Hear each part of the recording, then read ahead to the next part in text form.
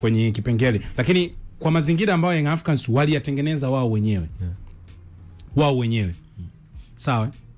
Walijua kwenye maeneo ambayo baada ya kasi jambo ni kama lilianza upya.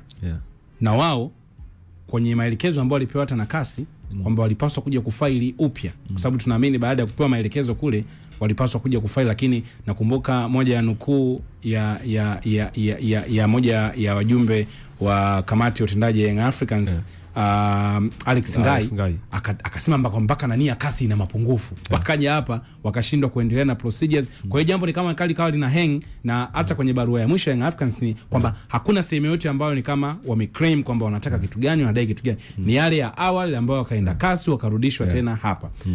Umegusa kwenye engo ambayo bodi ya ligi wanaweza wakafanya maamuzi. Nafikiri hii ndio eneo ambalo saizi linaweza likawa linatengeneza uzito. Siku ya mchezo ikafika, taratibu zikafuatwa. Si ndio?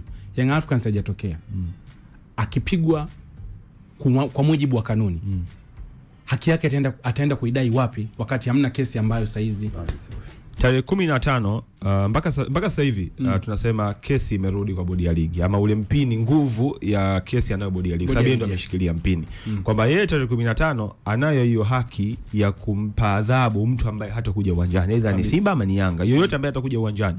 Bodi ya ligi ana hiyo haki ya kumlima huyo mtu alama 15 ambazo zipo kwa mujibu wa kikanuni. Atakatwa kwenye zile alama ambazo ameshazikusanya, lakini siku ya mchezo atapoteza huo mchezo kwa magoli matatu, na alama 3 atapewa yule ambaye amefika uwanjani.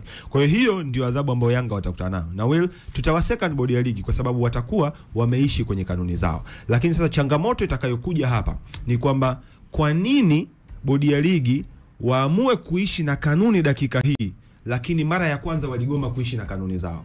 Kwa sababu so far tunakuja kuangalia kwamba leo tunataka Yanga labda wafuate utaratibu. Tunataka Yanga labda warudi kuprocess kesi yao kwenye mamlaka za ndani. Lakini hawa ambao Yanga inabidi wawarudie kuprocess hiyo kesi, hawa walishindwa kuishi kwenye utaratibu siku ya tarehe 8. Kwa sababu ile mechi, watu watasema ile mechi iliisha kwa mujibu wa kanuni ambayo ipo kwa mujibu wa bodi ya ligi, na wapa hiyo mandate kwamba wao wana haki ya kuahirisha mchezo muda wote ule.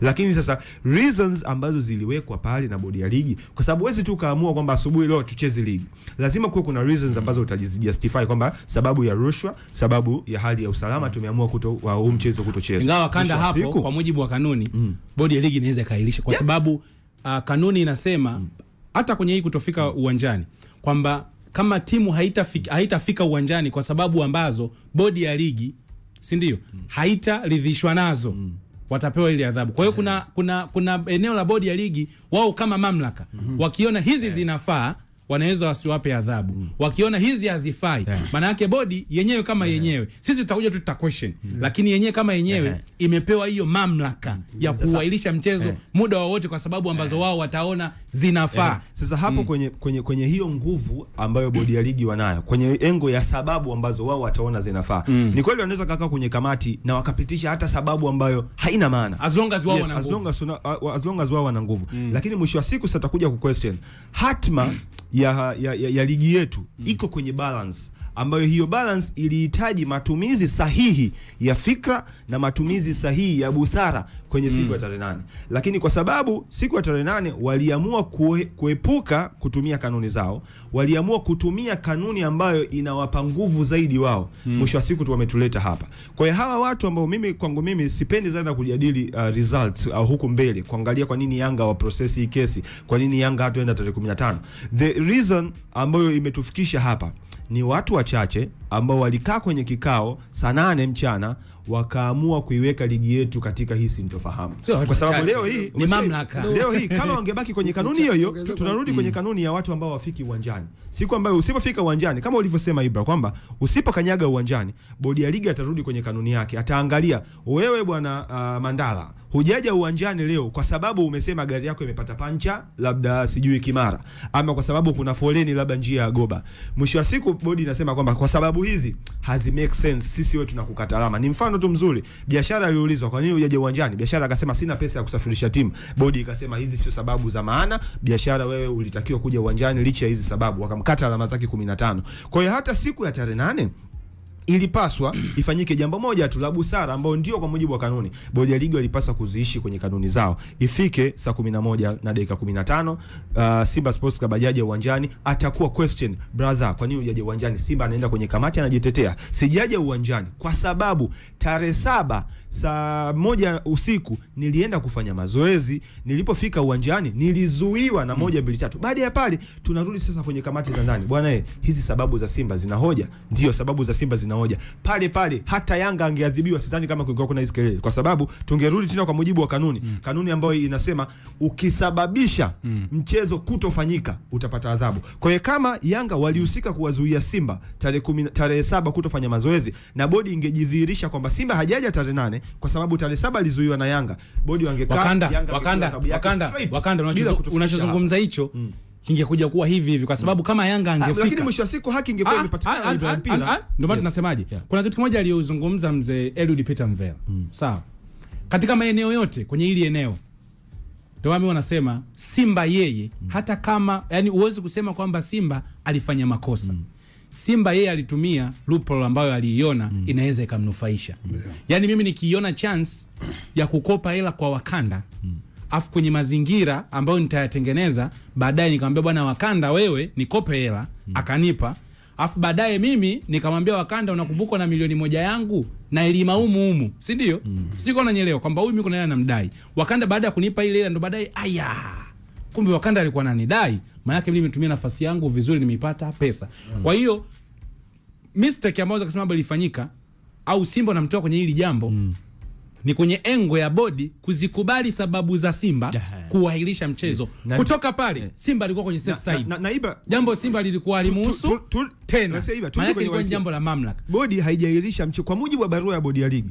Tukiziangalia barua ya Simba na bodi ya ligi, Simba alisema kwamba yeye hachezi kwa sababu kuna 1 2 3. Alisema amezuiwa kuingia uwanjani. Tuje sasa sababu za bodi ya ligi. Bodi ya ligi anapotaja sababu za kuahirisha mchezo, Simba hajatajwa mule ndani. Imetajwa usalama na rushwa, sababu ambazo Simba hakuzitaja.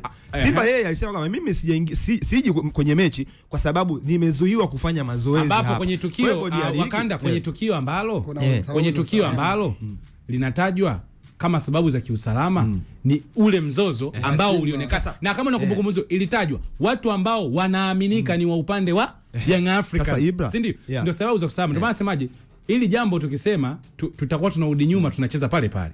Mimi nadhani tutazame sasa namna ya kwenda mbele, way forward. Tumeona kilichotokea Misri. Watu hawakuja uwanjani, alama 3 zikatolewa, ingawa huyu mwingine hakukatwa zile alama, si ndio? Alama 3 hakukatwa. Jambo likaenda. Kwa sababu umegusa vizuri sana. Inawezekana bodi ya ligi waliahirisha mchezo kwa sababu za Simba kimazoea. Kama ambavyo mzee Mguto alisema, wao walihofia kuna adhabu kubwa itatoka na nani ambaye ana uwezo wa kuishusha Simba au kunyang'anya Simba alama. Sasa tumekuja kwenye eneo lile mara nyingine. Tarehe 15 Simba anaweza kaja uwanjani, Yanga hajaja. Au Simba uwanjani yupo tarehe 15. Simba yupo, Yanga hajaja. Simba naye anaweza kaanza kudai alama zake 3. Sasa tutakuwa tunafanya nini? Kwa hiyo najikuta tunanesa mule. Sasa kwa sababu sasa hivi tunatokaje sasa? Sasa kwenye kutoka hapo Ibra, option pekee ambayo inaweza ikatupa sababu ama inaweza ikatupa mgongo wa kusema kwamba sasa hapa ligi yetu imetulia ni moja tu, kama Yanga ataenda uwanjani. Kwa sababu Yanga sipoenda uwanjani, Simba atapewa atakuwa na haki. Simba atapewa alama 3. Alama zake 3, magoli 3. Huku sasa kwa mujibu wa kanuni Yanga itabidi akatwe zile alama 15. Hii haki ambayo Yanga atakuwa ametendewa sasa hivi, ambayo nasema haki kwa sababu tupo kwenye kanuni kwamba hii haki ya Yanga kukatwa alama 15 ambayo yatakuwa ametendewa sasa hivi, na haki ya Simba kupewa alama zake 3 ambayo yatakuwa ametendewa sasa hivi, hii haki itaendelea kuwatafuna bodi ya ligi kwa sababu moja tu, watakuwa wameonyesha kushindwa kusimamia huu mpira pale ambapo ulitakiwa kubaki kwenye balance. Kwa sababu jambo kama hili walipaswa kulifanya tarehe fulani, wakashindwa kulifanya tarehe hiyo, lakini wamekuja tena kulifanya tarehe nyingine. Walishindwa kulifanya hilo jambo tarehe 8, lakini wanakuja kulifanya tarehe 15. Kwa hiyo namna ya kutoka hapa, it's either zifanyike jitihada, Yanga acheze. Yanga asipocheza Ibra, nakwambia tena hapa, Yanga asipocheza mchezo tarehe 15, tutaendelea na hili jambo mpaka mwezi wa 8, kwa sababu na uhakika 100% kutakuwa kuna juhudi za nje ya shirikisho, na naamini kabisa juhudi mpaka za serikalini, ili tu kuupatia ufumbuzi hili jambo. Na ikitokea sasa, kwa sababu Yanga tayari atakuwa ameshakatwa alama, ligi itakuwa tayari imeshafika tamati, hakutokuwa tena na suluhu. Mwisho wa siku Yanga ataendelea kucheza ligi hii huku akiwa hana imani na viongozi wa ndani, na labda zinaweza zikatumika ama zinaweza zikaja zikatoka sababu nyingine za Yanga kuzidi kuendelea kuamini kwamba shirikisho haliko upande wao, na labda viongozi wetu tutarudi tu kwenye balance kwamba hawa, kwa sababu kuna watu wanaoongoza hawana imani nao, je, wana haki gani ya kuendelea kukaa kuongoza mpira wa shirikisho letu? Tunapata mapumziko mafupi. Yupo Mandala pamoja na Geoff ambao wao ndio mashabiki wenye timu zao. Sisi tumejaribu kutoa picha wakati tunazungumza na Wakanda, tunarudi kule kulishapita, inabidi twende mbele sasa tuweze kuona kwenye maisha na kwenye mahusiano. Neno moja maarufu wao linasema ku move on. Yeah. Geoff, wewe baada ya kuachana na yule umeshindwa ku move on, vikopa kopa unaangalia sana status. Sasa bodi ya ligi kwenye hili jambo wata move on, na kwenye ku move on kuonyesha msimamo unatakiwa uchukue maamuzi magumu. Nani anaweza akaikata Yanga alama 15? Ndio mzigo uliopo hivi sasa. Tunarejea.